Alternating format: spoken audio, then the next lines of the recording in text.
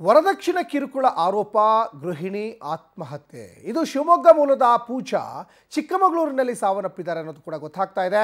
ಚಿಕ್ಕಮಗಳೂರಿನ ಎನ್ಆರ್ ಪುರದಲ್ಲಿ ನಡೆದಿರುವಂತಹ ಘಟನೆ. ಈಶ್ವರಪ್ಪ ಎಂಬುವವರ ಪುತ್ರಿ ಪೂಜಾ ಆತ್ಮಹತ್ಯೆಗೆ ಶರಣಾಗಿದ್ದಾರೆ. ಶಿವಮೊಗ್ಗ ಮೂಲದ ಪೂಜಾ ಚಿಕ್ಕಮಗಳೂರಿನಲ್ಲಿ ವಾಸವಾಗಿದ್ದು, ಚಿಕ್ಕಮಗಳೂರಿನ ಎನ್ಆರ್ ಪುರ ತಾಲೂಕು ವ್ಯಾಪ್ತಿಯಲ್ಲಿ ಆಗಿರುವಂತಹ ಘಟನೆ ಇದು. ಈಶ್ವರಪ್ಪ ಎಂಬುವವರ ಪುತ್ರಿ ಪೂಜಾ ಆತ್ಮಹತ್ಯೆಗೆ ಶರಣಾಗಿದ್ದಾರೆ. 3 ವರ್ಷಗಳ ಹಿಂದೆ ಮದುವೆಯಾಗಿದ್ರು ಪೂಜಾ ಮತ್ತು ಶರತ್.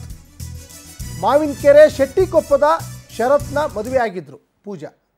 ನೋಡಿ, ದೃಶ್ಯಗಳಲ್ಲಿ ಗಮನಿಸ್ತಾ ಇದ್ದೀರಾ. 3 ವರ್ಷದ ಹಿಂದೆ ಮದುವೆಯಾಗಿರುವಂಥ ಜೋಡಿ ಇದು.